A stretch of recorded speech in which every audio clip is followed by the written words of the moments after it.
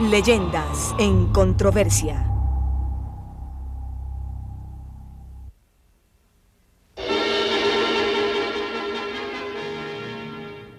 Van hacia Checkers.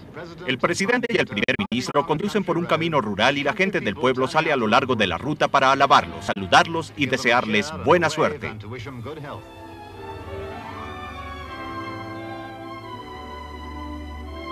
En el mundo fantástico de los noticiarios cinematográficos, a menudo era mejor ignorar las disputas y resentimientos, especialmente cuando aliados de la guerra se encontraban juntos. Winfield House, Londres. El primero en llegar fue Sir Winston Churchill, invitado de honor de Ike. El mariscal de campo Visconde Montgomery d'Alamein llega para encontrarse de nuevo con Ike a pesar de las críticas. Era casi como una historia de la Segunda Guerra Mundial vista a través de las personalidades de los hombres que planearon y lucharon por la victoria aliada. Como siempre, Monty se hallaba en buena forma, casi como si estuviera planeando una nueva campaña. Esta cena era un reencuentro en la víspera de la partida de Ike.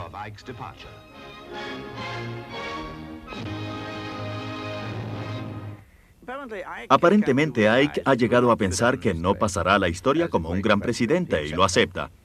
Pero consideraba que había asegurado un lugar en la historia como capitán de la guerra. Mi libro ha destruido esto. Siempre hay un incentivo para criticar el pasado, en particular si quien critica siente la necesidad de reafirmar o de mejorar su propia reputación. Esa distorsión o alteración de los hechos se usa en el intento y en realidad no va en detrimento de tales ambiciones.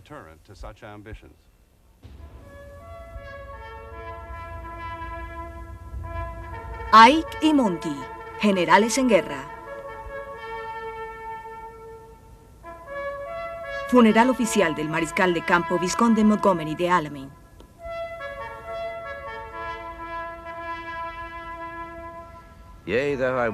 Sí, aunque camino por el valle de sombras de la muerte, no tengo miedo, porque tú estás conmigo. Tu cetro y tu bastón me confortan.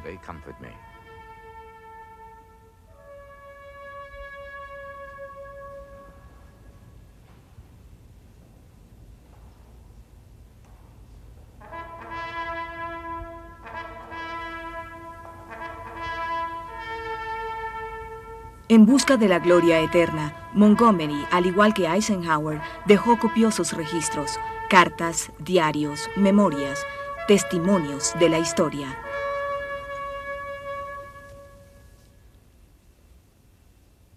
Como Churchill dijo una vez, la historia la escriben los historiadores. Y la mayoría de los historiadores que escriben acerca de la Segunda Guerra Mundial han sido estadounidenses.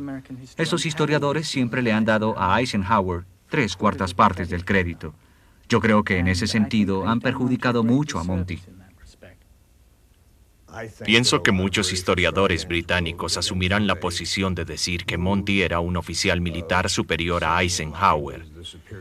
A mí no me gustaría verme involucrado en ese argumento porque yo creo que está perfectamente claro que Eisenhower era superior a Montgomery como oficial militar, como ser humano y figura política.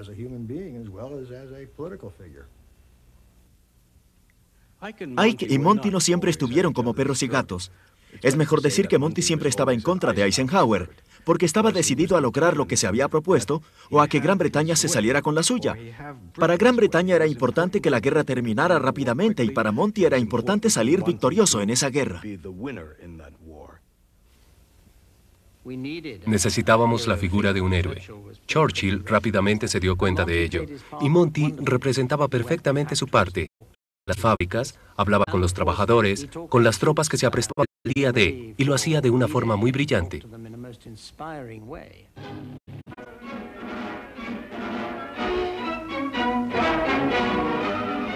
Los trabajadores de las fábricas dan a Montgomery una gran recepción cuando viene a hablarles de su importante papel en la guerra. Desde luego, como ustedes saben, mi negocio es la lucha, luchar contra los alemanes o contra cualquier otro que quiera pelear. Lo único incierto ahora es cuándo terminará la guerra. ¿Cuándo? Bien, ustedes pueden elegir la fecha que gusten y apostar a ella su dinero. Yo ya he puesto el mío. No les diré cuál es mi fecha, pero no hay ni sombra de duda que esta guerra terminará de la única forma apropiada. La forma apropiada y ninguna otra. Hasta luego y muchas gracias.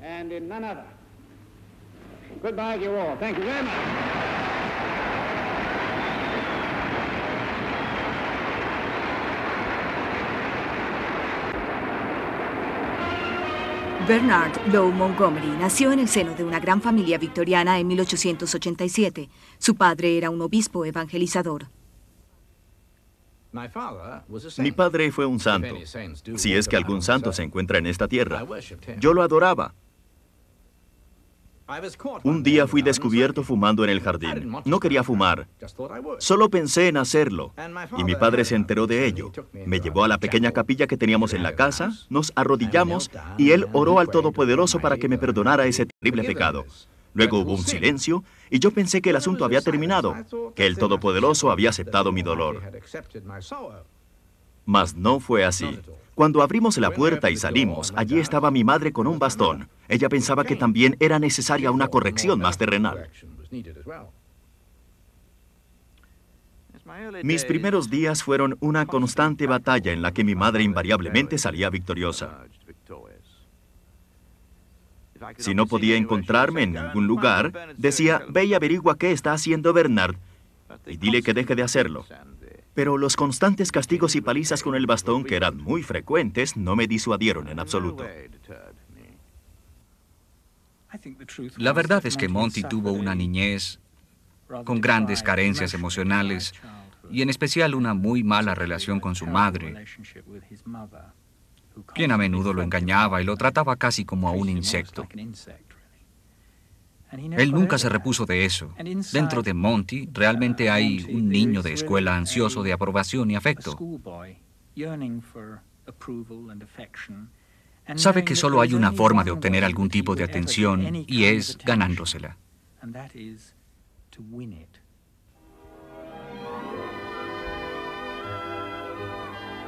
El héroe norteamericano de los años 40 y 50, Dwight David Eisenhower, encarnaba todos los símbolos del sueño americano. Su pueblo natal, Abilene, Kansas, fue alguna vez una región ganadera. Los Eisenhower eran descendientes de inmigrantes pacifistas de Alemania. Su padre era mecánico y todos sus hijos prosperaron y tuvieron éxito. He aquí una perfecta nota periodística, un muchacho común y corriente que alcanza el éxito. Graduado de la Academia Militar West Point, se casó con la hija de un rico empacador de carnes, Mamie Dow. El paso de Ike por el colegio, la universidad, el ejército y el matrimonio parecía ser casi perfecto. Y entonces su hijo Icky, de 3 años de edad, murió de escarlatina. Esta ha sido la mayor pena y desastre de mi vida. No lo he podido olvidar. Al pensar en ello, la intensidad de nuestra pérdida regresa a mí tan fresca y terrible como lo fue ese largo y oscuro día, poco después de la Navidad de 1920. A partir de entonces, todos los años, Ike le enviaba flores a Mamie, su esposa, el día del cumpleaños de su hijo, pero ante las cámaras siempre tenía una sonrisa. Monty también se acostumbró a entrevistarse con la prensa y a aparecer como una celebridad. Soldado profesional desde sus días de escuela, Monty se distinguió por su heroísmo y talento en la Primera Guerra Mundial. Prácticamente ignoró a las mujeres hasta que cortejó a Betty Carver, viuda de un soldado con 2 hijos. Se casaron en julio de 1927. Indudablemente un gran progreso tuvo lugar entonces. Ella era la mujer que al menos por un tiempo le cambió la personalidad y lo hizo salir al mundo un poco más. Claro que él siempre decía que se sentía un poco perdido entre los amigos de su esposa. Nunca supo cómo tratarlos, pero ella sí sabía cómo tratarlo a él. Durante una época, hasta su trágica y súbita muerte, él comenzó a comportarse mucho más como un ser humano de lo que lo había hecho hasta entonces. Estando de vacaciones en Somerset con su hijo de 9 años, a Betty la picó un insecto. Bueno, ella no supo decir qué clase de insecto había sido y nunca lo supimos. Y esa noche su pierna empezó a inflamarse y le dolía mucho. Llamamos un médico y él la envió al hospital de la localidad. Luego llegó el día en que los doctores decidieron que la única esperanza era amputarle la pierna. Yo estuve de acuerdo y de inmediato recuperé la esperanza. Monty estuvo ausente en maniobras durante gran parte de las 7 semanas de enfermedad que culminaron con la muerte de Betty. Me senté en la habitación hasta que vinieron a cerrar el ataúd. Ella se veía tan maravillosa, tan calmada y tranquila. Le besé la cara por última vez antes de que colocaran la tapa. La habitación estaba llena de flores muy hermosas enviadas por nuestros amigos. Todos mis batallones en la brigada enviaron coronas, y me conmovió mucho ver a uno de los hombres de Queens. Traté de contenerme durante el oficio y en el cementerio, pero no pude hacerlo, y perdí totalmente el control.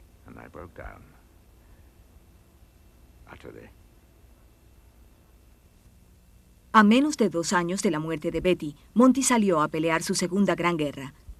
El ejército norteamericano había mantenido a Ike lejos de los campos de batalla durante la Primera Guerra Mundial, y después de que Estados Unidos entró a la Segunda Guerra, su jefe, el general Marshall, le informó que nuevamente se le necesitaba. Le dije, general, que sepa que no me importan los planes de ascenso. Vine del campo a esta oficina y estoy tratando de cumplir con mi deber. Espero hacerlo mientras usted me quiera aquí. Si eso me ata a un escritorio por el resto de la guerra, pues que así sea. Ike impresionó de tal manera al general Marshall que fue elegido como el más alto representante militar en Londres, una ciudad que ponía buena cara a la derrota. En Egipto, el ejército británico seguía la tradición de retroceder. Churchill estaba buscando un general que detuviera la decadencia. Monty no fue su primera opción. Me preguntó qué bebería en la cena y yo dije agua. Esto lo sorprendió. Agregué que yo no bebía ni fumaba y tenía una condición física 100% buena. Y me respondió rápidamente que él bebía y fumaba y tenía una condición física 200% buena.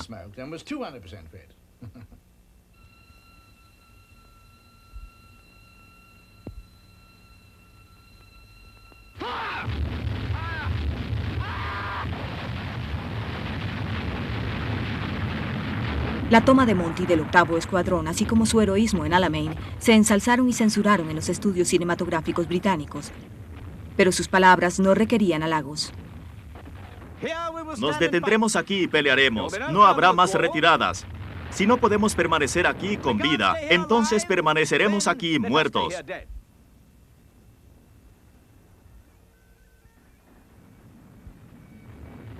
Tengo muy poco que decirles ahora y algunos de ustedes pueden pensar que esto es suficiente y se preguntarán si estoy loco, pues les aseguro que estoy bastante cuerdo. Entiendo que hay gente que piensa que estoy ligeramente loco, ahora lo considero más bien como un cumplido.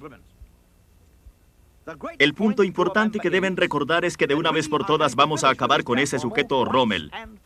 Será bastante fácil y no hay dudas al respecto.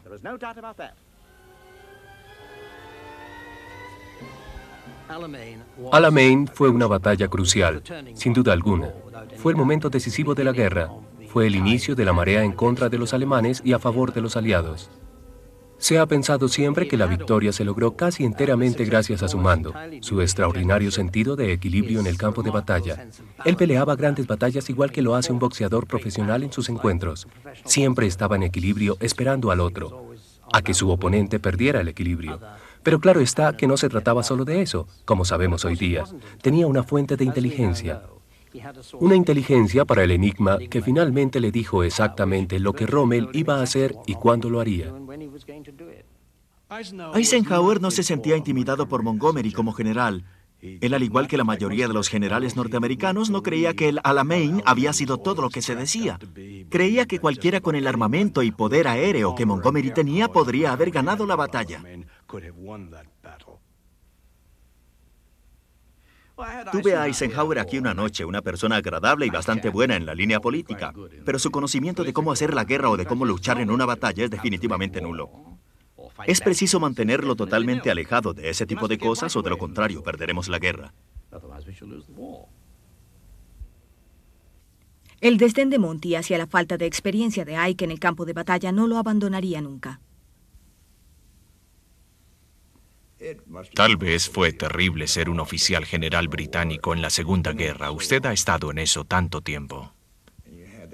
Usted tuvo ese maravilloso año de resistencia solo cuando el resto del mundo se derrumbó y Estados Unidos permanecía impasible. Entonces usted sale y lucha en todas esas amargas batallas en el desierto y finalmente vence al mejor que los alemanes podían lanzarle, Rommel. Luego aquí llegan los yanquis, son tan numerosos, cuentan con un equipo tan maravilloso y están muy bien pagos.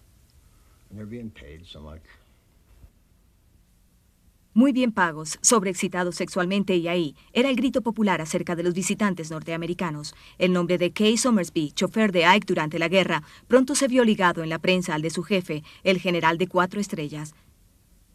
Estaban siempre juntos y los rumores de los periódicos en casa causaron a la esposa de Ike, Mamie, una considerable molestia.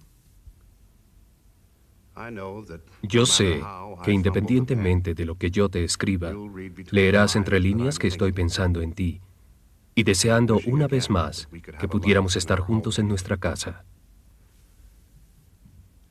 Me han gustado algunas, me han intrigado otras un poco, pero no me he enamorado de nadie más. No deseo otra esposa. Tras haber sido elegido para dirigir a los aliados el día D, Ike fue a casa unos cuantos días para ver a Mamie y la llamaba Kay.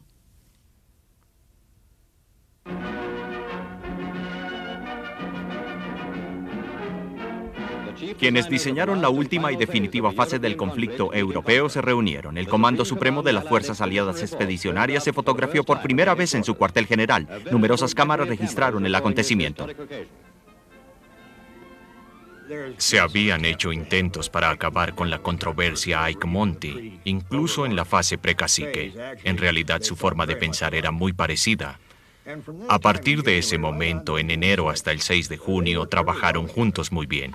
Si me preguntan cuál fue el hombre responsable del plan, mi respuesta sería un equipo. Se dice que sin Monty es muy dudoso que los desembarcos del día D hubieran sido exitosos, que se hubiera triunfado en la batalla de Normandía, incluso que los aliados hubieran ganado la Segunda Guerra Mundial en Europa sin él. Pero era Ike quien tenía la responsabilidad de los desembarcos y de dar la orden para seguir adelante. La noche antes del día D intentó relajarse leyendo una de sus novelas de vaqueros. Al occidente de los Pecos se extiende el mayor terreno ganadero de la faz de la tierra. Mis metas son altas. Tengo el pasto, el agua, el ganado. Lo que necesito es un equipo de pelea que arme un enfrentamiento con buenas municiones. Aquí hay un gran futuro para el hombre adecuado. Si logro triunfar, de lo cual estoy seguro, con todos ustedes tan entusiastas y capaces, yo les brindaré ayuda para que puedan volver a empezar.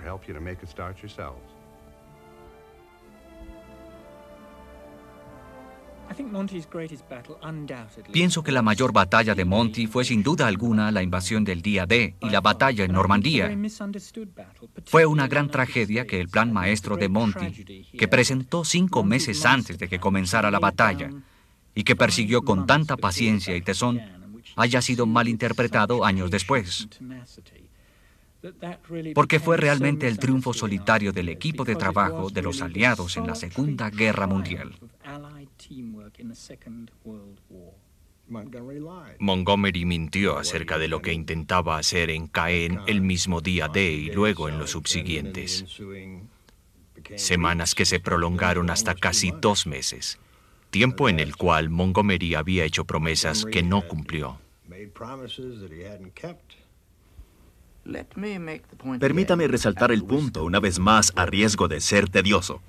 No hubo nunca, en ningún momento, ninguna intención de realizar el gran avance desde la cabecera del puente en el flanco oriental. Malentendidos acerca de esta sencilla y básica noción fueron la causa de muchos problemas entre personalidades británicas y estadounidenses. Con las tropas británicas atascadas a las afueras de la ciudad de Caen, Monty enviaba cables jactanciosos a Ike. Caen, aún en manos enemigas, estoy muy satisfecho con la situación. Estoy muy satisfecho con la operación de hoy. Para el 24 de junio esperaré ver a Caen capturada.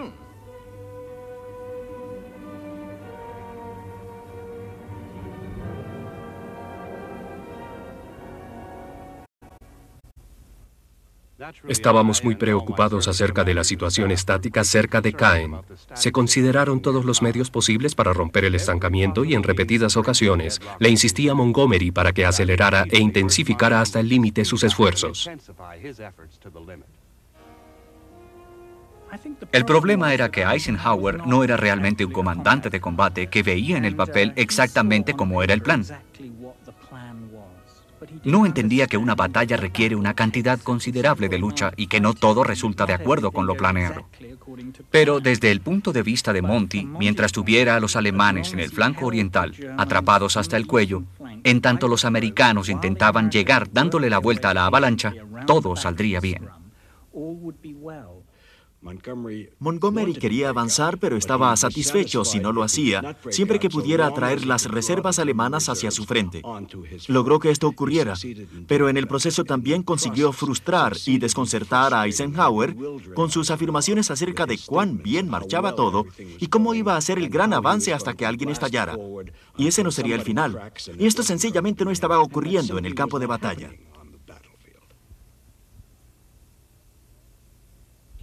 Realmente él era un gran razonador. Para él todo funcionaba de acuerdo con el plan.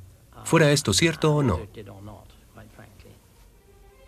6 semanas después del día D, bombarderos aliados salieron en una misión para arrojar 7.000 toneladas de altos explosivos sobre las líneas del frente enemigo a las afueras de Caen. Fue el bombardeo del frente enemigo más elaborado que se hubiera logrado hasta entonces y una señal para la operación Woodwood. Sería un gran avance. Ustedes dejan caer esa alfombra de bombas. Yo dirijo los tanques, abrimos la brecha que despeja el camino y llegan a París por la autopista. En esos días no había rutas para automóviles, pero por la ruta N14 derecho hacia París, llegarían al Sena y tendrían a los alemanes huyendo. El fin de la guerra, eso se prometía con Woodwood. ¿Era Woodwood un punto decisivo? No, en absoluto. Fue preciso hacer varias solicitudes para que la batalla obtuviera un gran apoyo aéreo para el ataque británico en Woodwood, que fuera el inicio de la batalla. Esto sería lo que aflojaría las ataduras de los alemanes y todo lo demás. Infortunadamente, eso parece haber encendido en la mente de Eisenhower la idea de que los británicos podrían realizar el gran avance y romper las filas alemanas, abriendo una línea directa hacia París. Pues eso no se le ocurrió a Monty nunca, nunca. Después de que Montgomery fracasó en el gran avance de la operación Woodwood, en el cuartel de los aliados se pensaba que realmente no era el tipo de general que había presumido ser. Lo que era importante para el futuro de la campaña y para la futura participación británica en ella era la sensación de que él había engatusado a la gente del cuartel de los aliados. La situación en Francia se transformó cuando los norteamericanos rastrearon al sur de donde estaba Monty y enviaron a los alemanes en retirada. En el liberado París, los norteamericanos organizaron un desfile para celebrar la victoria. Monty no asistió, no estaba de acuerdo con el estado de ánimo de Ike y sus frescos soldados. Comparadas con estas tropas, las británicas tenían armas de segunda, estaban agotadas por las batallas y se les acababan los hombres. Se había llegado a un punto en el que si se perdía una división, se perdía definitivamente, no era posible reemplazarla. Mientras que los estadounidenses aportaban 30, 40, 50 divisiones a las batallas, a la vez luchaban en el Pacífico. Estaba claro que se hacía un cambio de guardia en el mundo occidental, y el momento de la confirmación es cuando Eisenhower asume el mando de las fuerzas terrestres, relegando a Montgomery a un segundo lugar. Los británicos, y en especial Montgomery, vieron esto como una degradación para él. Eisenhower nunca lo consideró como tal. Desde siempre se había planeado así, y a medida que más tropas llegaban, simplemente Montgomery no sería comandante de campo cuando cerca de 3/4 partes de las tropas eran americanas. Churchill, enfermo de pulmonía, intentó suavizar el golpe dado al orgullo de Montgomery, solicitándole al rey que elevara a Montgomery a mariscal de campo. Bueno, el primer ministro tenía lista la solicitud y le pidió al rey que la firmara allí y en ese momento, cosa que él hizo utilizando la almohada a manera de mesa. Sería interesante saber si alguna vez un general británico había sido ascendido a mariscal de campo en medio de una batalla y su nombramiento firmado por el soberano en la almohada del primer ministro.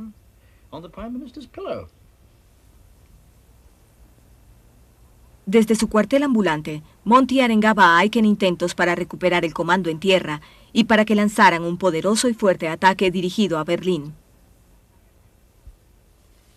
Quieto, Monty, no me puedes hablar así. Yo soy tu jefe. Lo que estás diciendo es que te dé todos los recursos que deseas para entonces ir a Berlín, ¿verdad? Berlín se encuentra a 300 millas de su frente. Necesitarías varias divisiones para proteger sus flancos. La cabeza de playa no puede brindar apoyos para una avanzada en Alemania. Algunas veces, Monty lograba salirse con la suya, como ocurrió con la operación Market Garden. Contradiciendo su reputación de comandante cauteloso, Monty apresuró los planes para dejar caer miles de paracaidistas, para así ganar la cabecera del puente sobre el Rin. Farham coincidía totalmente con la creencia de Monty en cuanto a que uno podía lanzar un solo ataque y dar el golpe en Berlín, y ese tipo de cosas. Pienso que la operación Arnhem formaba parte de ese esquema, y obviamente fue un fracaso. Mientras en los ejércitos del Imperio Británico tengamos oficiales y hombres que se comporten como lo han hecho ustedes, entonces podremos mirar hacia el futuro con absoluta confianza. En los años por venir será algo muy grande para un hombre poder decir, yo luché en Arnhem. Después de la guerra, Monty reclamaba siempre que nunca había sufrido una derrota. Obviamente, Arnhem había sido una derrota. Constituía un plan y una idea muy ambiciosos, y fue un fracaso total. No había ningún atajo hacia Berlín, y los aliados necesitaban desesperadamente un puerto para enviar suministros. A menos que Amberes esté produciendo en noviembre, nuestras operaciones se paralizarán. Para Monty, tener acceso al puerto de Amberes era menos importante que el asunto del mando en tierra. La operación de Amberes no incluye en absoluto el asunto del mando. Y si tú, como comandante principal en este teatro de uno de los grandes aliados, sientes que mis conceptos y direcciones son tales que puedan poner en peligro el éxito de las operaciones, entonces es nuestro deber referir el asunto a una autoridad más alta para que tomen la acción que consideren conveniente, inclusive si es drástica. Estimado Ike, en relación con el asunto del mando no volverás a oír nada más de mi parte. Ya expuse mis puntos de vista y ya me diste tu respuesta.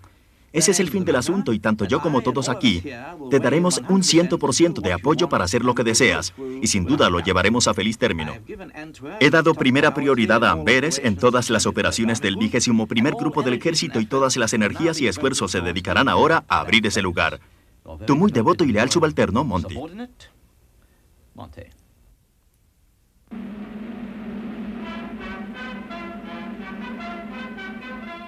El general Eisenhower y el mariscal de campo Montgomery se reúnen. En la sala de estar de Monty en el cuartel de táctica tienen una conversación privada entre amigos. Ambos muestran el mejor de los ánimos, lo cual quizás se deba a los triunfos que ya han alcanzado o por algunas sorpresas adicionales que están preparando para los alemanes.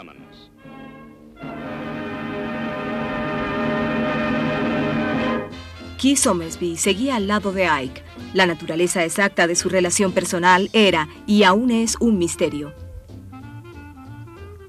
Ike envió a Mamie 319 cartas de amor, pero ella seguía preocupada por los rumores y por su ausencia.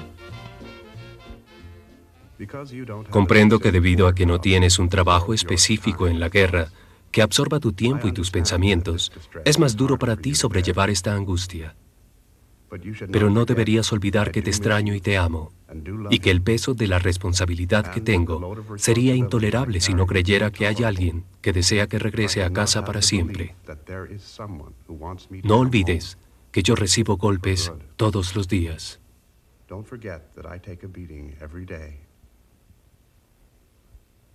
Mi querido Ike, si no tienes ninguna objeción, me gustaría volar a Inglaterra el sábado 23 de diciembre y pasar la Navidad con mi hijo.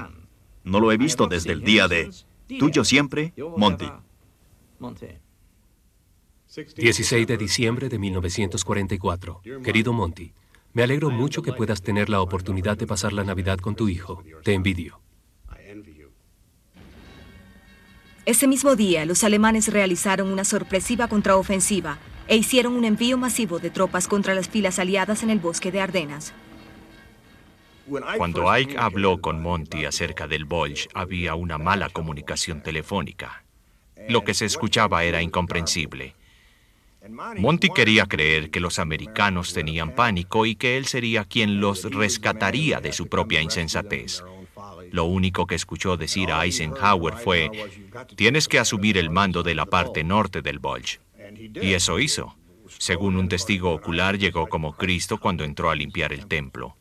Asumió el mando de su batalla, encargándose de castigar a los alemanes como se lo merecen por haber escapado así de sus jaulas.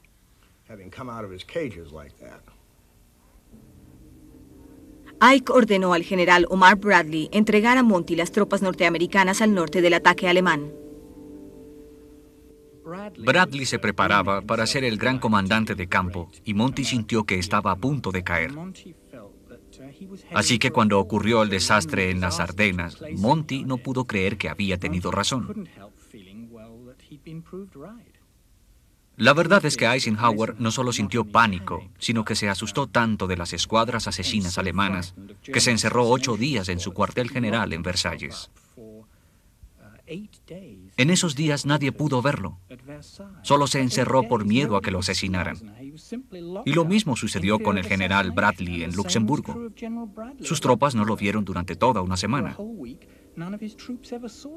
No tenía radio, ni siquiera contacto con sus propios comandantes en el frente. La preocupación norteamericana era justificada. Los nazis habían enviado escuadras asesinas con uniformes norteamericanos.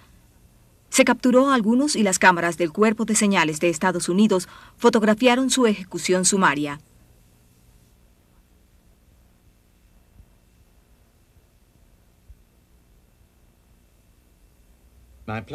No se cumplieron mis planes de ir unos días a casa para Navidad. Los sucesos y el enemigo dictaron otra cosa. Los estadounidenses recibieron un fuerte golpe. He tomado el mando de 2 escuadrones, el 1º y el 9º, y de todas las tropas del norte. Trato de ordenar el caos. Espero que todos la pasen bien. ¡Qué vida esta! Los quiero mucho.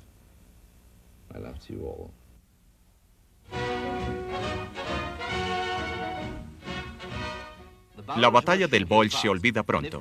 Aunque los aliados no conseguían aún una gran victoria, ya al menos habían hecho retroceder a los alemanes, causándoles pérdidas humanas y materiales. Los tanques eran muy efectivos en diversos aspectos.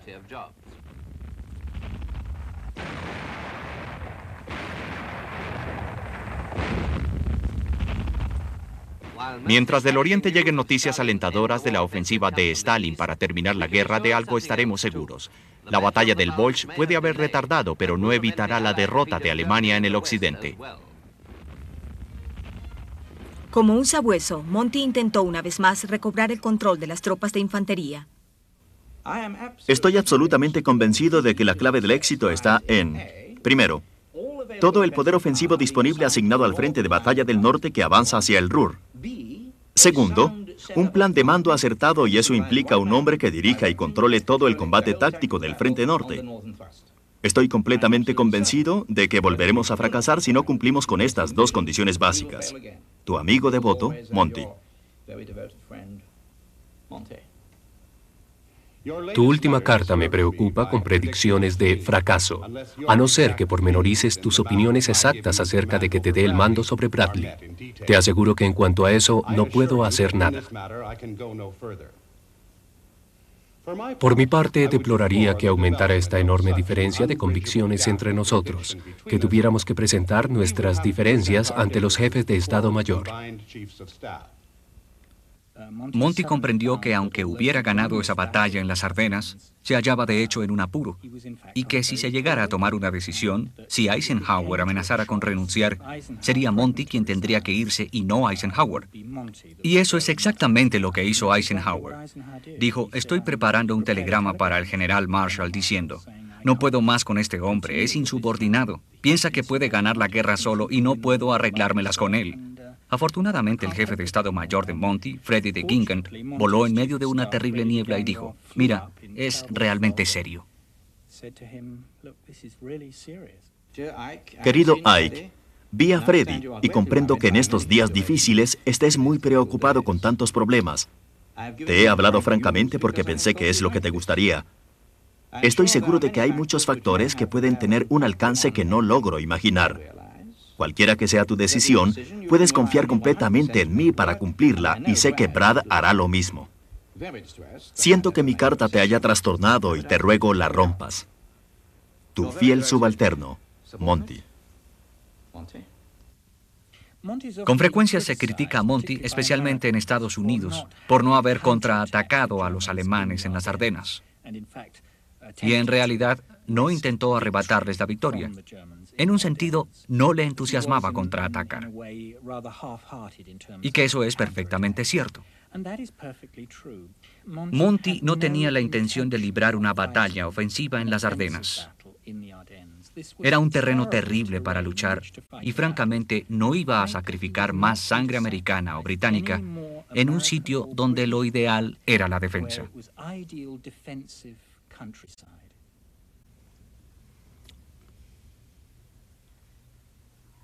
Según los americanos, era claro que ahí se había perdido una gran oportunidad.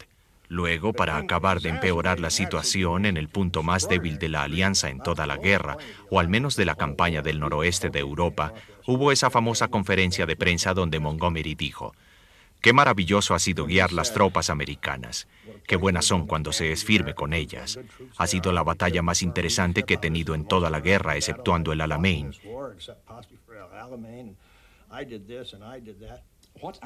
Lo que no dije fue que en las Ardenas los aliados recibieron un buen puñetazo.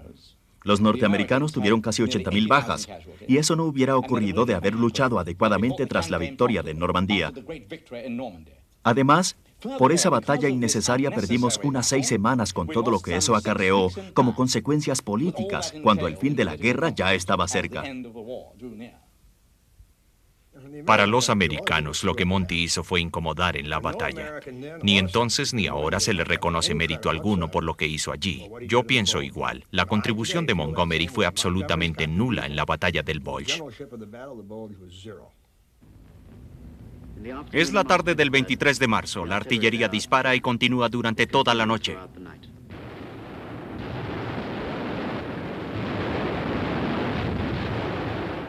Crucemos el Rin y tengan todos buena cacería en la otra orilla. Quiera el Señor darnos la victoria en esta última empresa, como lo ha hecho hasta hoy, desde nuestro desembarco en Normandía.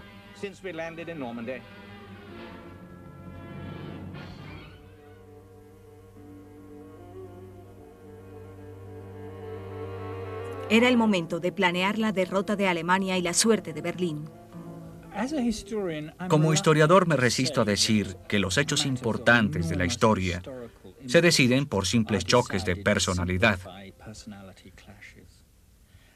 Pero pienso que el fracaso de los aliados en la toma de Berlín se debió a desacuerdos personales entre Monty y Bradley y entre Monty y Eisenhower. No me cabe ninguna duda al respecto. Él tomó una decisión que los rusos merecían. Habían pagado el más alto precio en vidas y propiedades destruidas, aparte de que se hallaban más cerca de Berlín.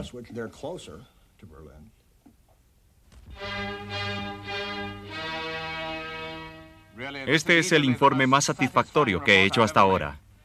Aquí vienen los alemanes derrotados por Monty. En caso de que no aceptaran una rendición incondicional, Monty dijo: «Continuaré la guerra y me alegraré de hacerlo y de matar a todos sus soldados». Eso hizo pensar a los alemanes, y estos son ellos, pensándolo. Fue un buen ejercicio, pero la verdadera rendición ocurrió 3 días después, cuando Ike se negó incluso a sentarse en la misma sala con el enemigo derrotado. La misión de las fuerzas aliadas se cumplió el 7 de mayo de 1945 a las 2:41 tiempo local. La celebración de Ike junto a Kay fue muy desanimada.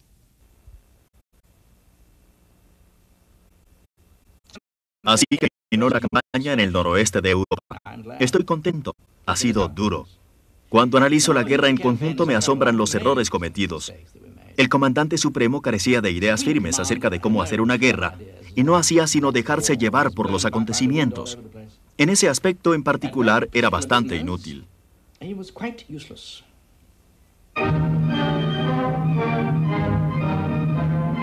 Al cuartel general del mariscal Zhukov en la derrotada capital de Alemania llegaron Eisenhower, comando supremo de los aliados, y el mariscal de campo Montgomery. Con la caída de la Alemania nazi, los representantes militares de 4 naciones aliadas se reunieron para crear una administración de la ocupación. El mariscal Zhukov, conquistador de Berlín, lee los términos de la Comisión Aliada de Control.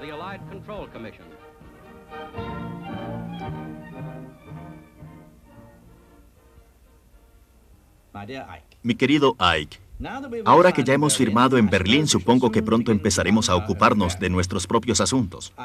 Antes de que eso suceda, me gustaría decir el privilegio y el honor que ha significado servir bajo tus órdenes.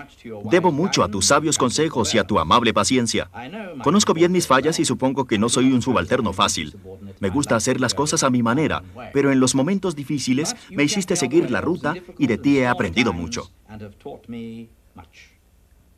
Te agradezco mucho todo lo que has hecho por mí. Tu fiel amigo, Monty. Querido Monty, espero que te des cuenta de cuánto aprecio tu carta y el espíritu que te impulsó a escribirla. Y cómo aprecio también la gran ayuda que significas para mí y para las fuerzas aliadas desde su creación.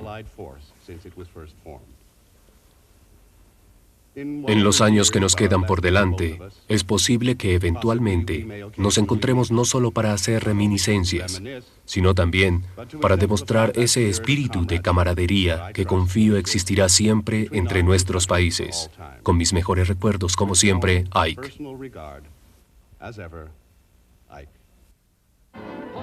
De vuelta a casa tras un vuelo interoceánico, el general Eisenhower es recibido en Washington por su esposa y 1 millón de ciudadanos. El héroe, ahora en América, inicia un viaje por la ciudad en un vehículo del ejército. Merecedor de grandes elogios por las Naciones Unidas por sus brillantes triunfos militares, el general recibe ahora el sentido tributo de Estados Unidos. En casa con licencia, el sonriente héroe tuvo problemas domésticos. En lo que a mi esposa se refiere, la tensión de los últimos 3 años ha sido considerable y puesto que durante muchos años ha sufrido trastornos del sistema nervioso, me sentiría mucho mejor si pudiera tenerla conmigo. El ejército rechazó la petición de Ike para que Mamie se reuniera con él en Europa y Ike hizo caso omiso al deseo de Kay Somersby de tener una relación duradera. El cuadro más admirado en la Academia Real ese año fue el retrato del mariscal de campo Montgomery hecho por James Gunn. El retrato debía provocar interés por ser de quien era. En Grosvenor House se le mostró a su madre, Lady Montgomery. Me llaman madre del hombre que hizo correr a Rommel. Creo que me gusta más que ninguno de mis otros nombres. He tenido tantos. Los escoceses me llaman la muchachita que va al mercado y hace sus compras y usa tobilleras. Pero me gusta más la madre del hombre que hizo correr a Rommel. Como pueblos y ciudades lo recibían con honores, Monty se aisló de toda persona que pudiera compartir su gloria, especialmente su madre. Desde mi punto de vista, era culpable de ser casi cruel por la forma de tratar a su madre, cuando prácticamente la apartó de su casa al conseguir la libertad de la ciudad de Newport. Hubo muchas ocasiones en las que se condujo de muchas maneras, pero no bien. Creo que mucha gente pensaba, por ejemplo, que tras la trágica muerte de su esposa y de haber enviado a su hijo a unos amigos, aún era, por decirlo menos, caballeroso.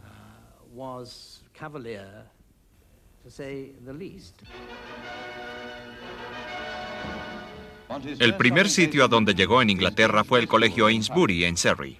Ya sin pompa ni ceremoniales, David, el hijo de Monty, trae a Herbie el canario, veterano de muchas campañas y con un sitio en la futura casa del mariscal de campo. Para sus vacaciones, los huéspedes de Monty son sus viejos amigos, el comandante Reynolds y su esposa. Monty, cuya casa había sido bombardeada, envió una petición al secretario del rey.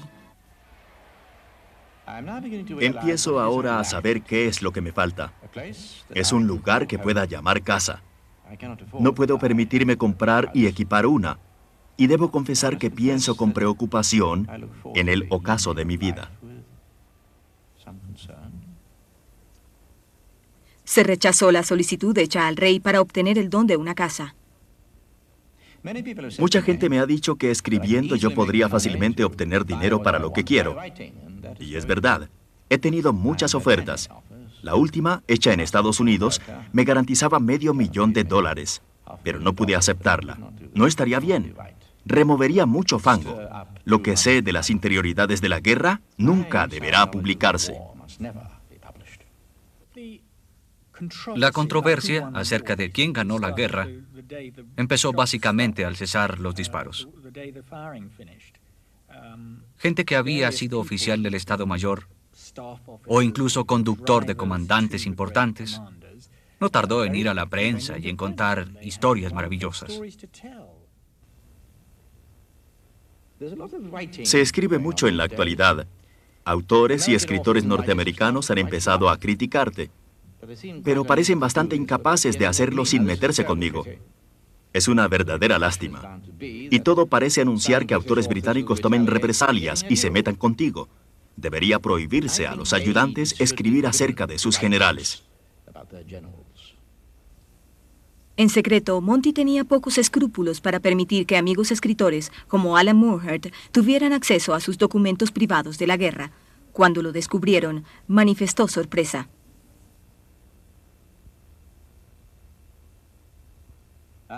Estoy molesto por un artículo aparecido en la revista Collier's y quiero asegurarte que nadie ha visto la correspondencia privada que tuvimos. Estoy muy preocupado. Es mi deseo que se olviden del pasado y dediquen su atención a facilitar el presente y preparar un futuro que valga la pena. Saludos a Mamie. Siempre tuyo, Monty. Creo que llamarlo mentiroso es ir demasiado lejos. Era tortuoso. Para usar una expresión más moderna, a veces podía economizar la verdad, pero no mentía.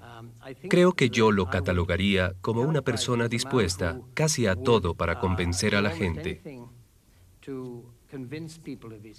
inclusive al grado de ser poco limpio y de emplear los argumentos de manera quizá inescrupulosa. Esto no es una exageración.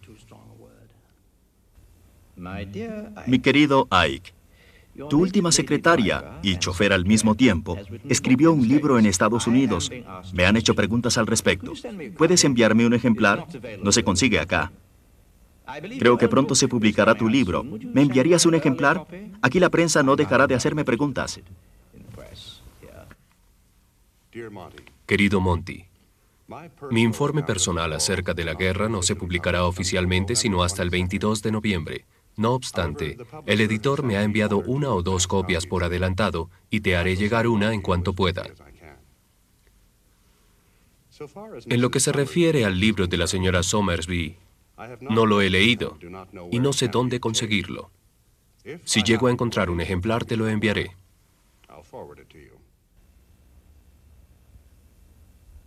Me preocupa que consideres necesario analizar el carácter de algunos de tus colegas y subalternos y te des el lujo de criticarlos. Yo por mi parte ya estoy acostumbrado a tener mis ideas y métodos de trabajo desvirtuados y tergiversados para dar una idea equivocada. Muchos escritores no consideran que tus argumentos sean convincentes y que algunas de tus declaraciones sufrirán modificaciones y contradicciones a su debido tiempo. No obstante, no debemos dejar que esto trastorne nuestra amistad, no al menos en lo que a mí se refiere.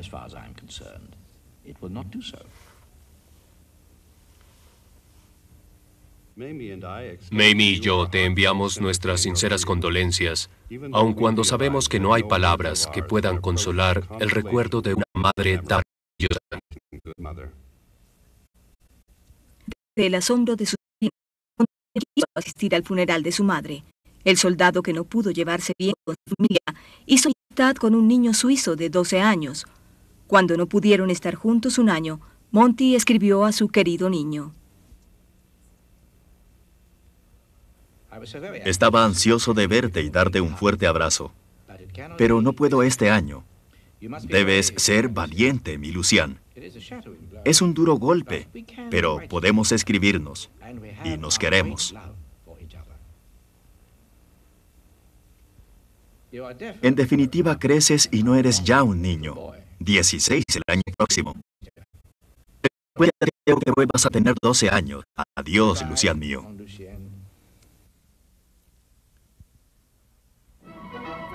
El general Eisenhower tiene su primera conferencia importante con los jefes militares del Pacto del Atlántico y saluda a su segundo, el Visconde Montgomery, en una reunión con jefes navales.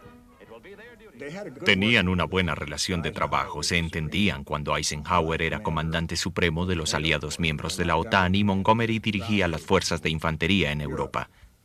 Fue uno de los mejores periodos de su larga relación. Luego Eisenhower llegó a presidente. A menudo me pregunto cómo reaccionó Montgomery ante eso. Realmente no lo sé. Preservar, proteger y defender la Constitución de Estados Unidos. Que Dios te ayude. Que Dios me ayude.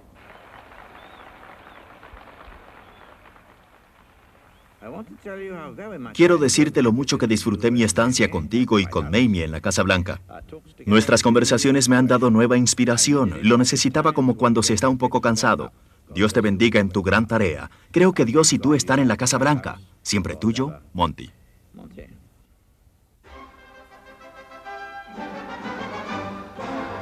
Cuando reeligieron a Ike para un segundo periodo, Monty hizo otra petición.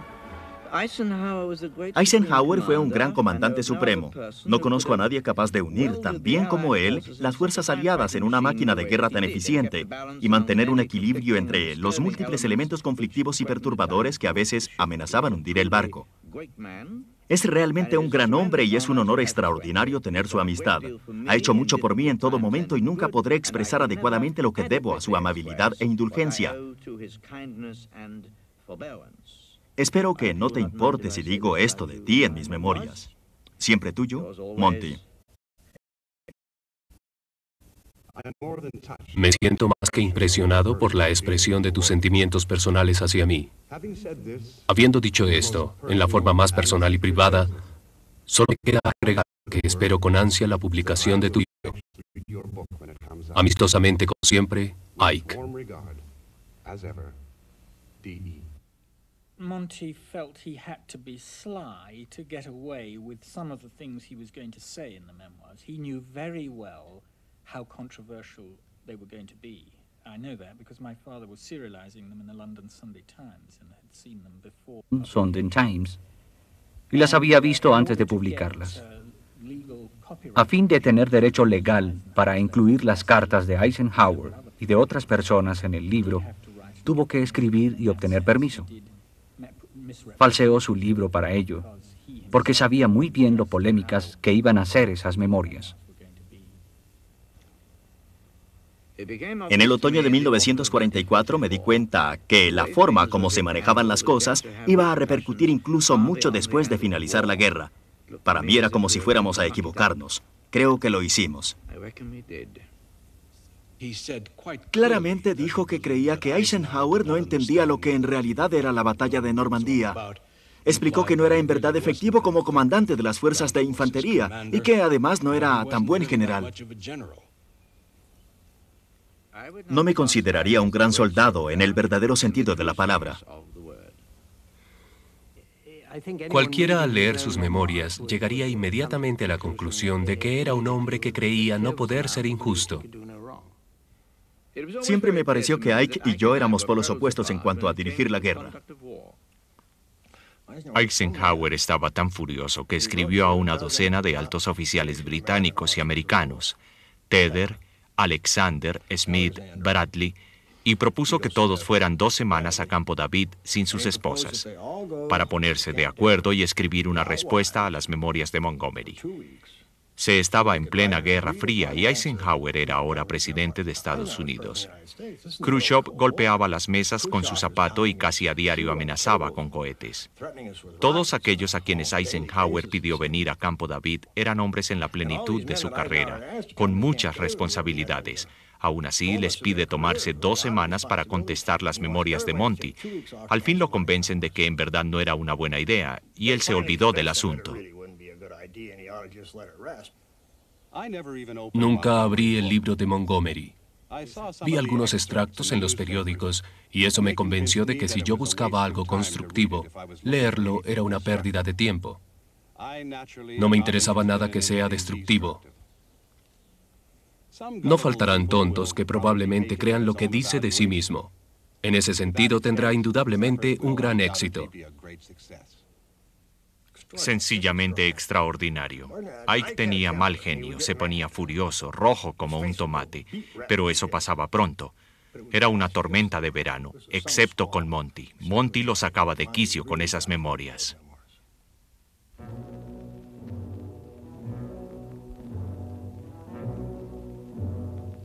Ahora una nación llora la muerte de su 34º presidente. En la capilla de Belén de la Catedral Nacional de Washington, un guardia de honor custodia el ataúd. La reputación de Ike, soldado y presidente, ha aumentado desde su muerte. Siempre quise a mi esposa. Siempre quise a mis hijos. Siempre quise a mis nietos. Y siempre quise a mi país. Monty se había retirado a la casa en Hampshire que le había servido de refugio. Ofrecía consejos a los estadistas del mundo y escribía libros con sus recetas para la paz y el éxito. Decía poco de sí mismo en la mayoría de esos libros, pero en uno presentó una visión conmovedora de su soledad. Algo parecía suceder en el jardín y quise saber qué podía ser. Había una ligera brisa y también un murmullo entre los arbustos. No era el susurro de hojas movidas por el viento, sino más humano, como si hablara en su propio idioma. Y pensé ver figuras humanas, figuras que no podía ver con claridad. ¿Era mi esposa? ¿Mi querida Betty que estaba en el jardín? Corrí por el césped, por la orilla del río, a través del huerto, pero no pude verla. Y supe que aún debía esperar más.